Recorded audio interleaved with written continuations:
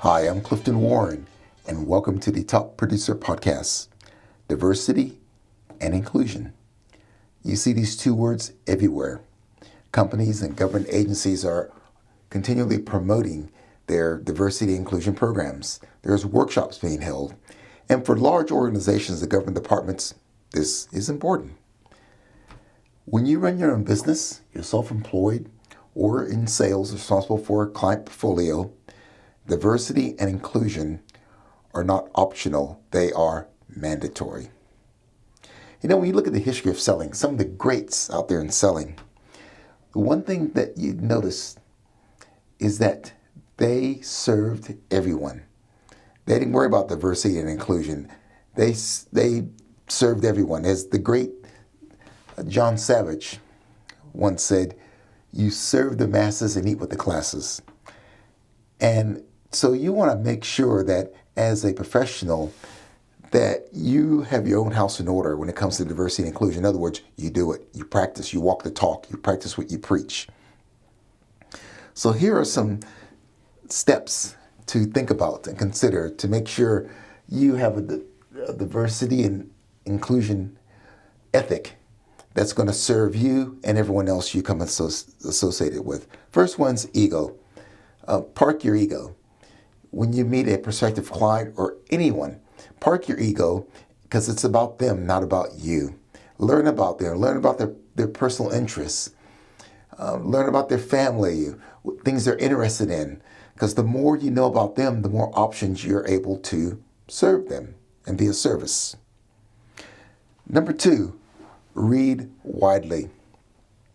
You should be reading both, in my opinion, fiction and nonfiction. Matter of fact, you actually remember more reading fiction because of the fact you have to concentrate on the plot, the theme, how the story goes.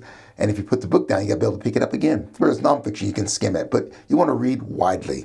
You want to understand what's on the bestsellers list and the current books. You also want to read your national and daily papers, such as the Wall Street Journal, USA Today, as well as the Australian and any other national paper, so you're up to speed on what's going on in the world around you. And that means that when you go to meet a prospective client, you can talk to them about anything because you're up to speed on things that are around you in your area. Number 3, you need to be a good listener. As a matter of fact, when you meet a prospective client for the first time, they should be talking 80% of the time. You should be asking some good questions, but you want to be a good listener. You want to be an active listener. You want to participate in the conversation. You want to be there. You want to make that person feel like you are there and you're taking a genuine interest in them. That's inclusion. Number 4, you want to show a genuine interest in the people that you meet. You want to have a curiosity about them, their background, how they got started in business, what made them successful, some of their life lessons they learned. People love to talk about themselves. And the more you can do that and get comfortable doing this, people are going to like and trust you. You'll start to build rapport and great relationships. That is inclusion. Number 5, your appearance. Dress the part. I walked into a men's store one day and the gentleman sold high-priced suits, but his shoes were filthy. He smelled of tobacco. You want to make sure that your appearance suits the environment. And don't worry about overdressing. It's easier to take your jacket or tie off and roll up your sleeves than it is not to have one at all in a formal setting. So always dress to the standards that you feel that's appropriate for your particular industry or marketplace you're going to, and you show them respect to the people that you're meeting with. That's diversity and that's inclusion. Number 6, be interesting. And you become interesting by being interested in other people, focusing on their needs and their challenges. By being a good listener, you become interesting. Number 7, work from their self-interest, not yours. It's not about the commission you're going to make. It's not about the product you can sell. It is about the value you can deliver for them that's going to make their life much better. So spend all the time focusing on their self-interest, what's in it for them, and explain, educate to them what's in it for them. Finally, search for common ground.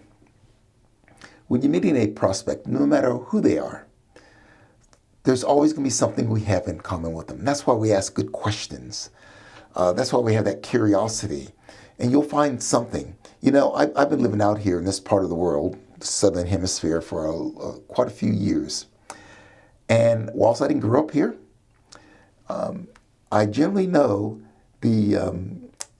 what's happening. So in other words, the sports here are not my top sports, football and cricket and rugby. However, I know what teams which, I know who won on the weekend and what the standings are. I also can talk about a range of subjects, and sooner or later you find something common with someone, a particular hobby, an interest, and it helps build rapport. So 7 steps to making sure your diversion and inclusion strategy is in order. See, diversity and inclusion is not optional, it's mandatory as a sales professional. And when you're able to talk to anyone and make them feel good, you're on your way to becoming a top performer. I'm Clifton Warren. Thanks for listening.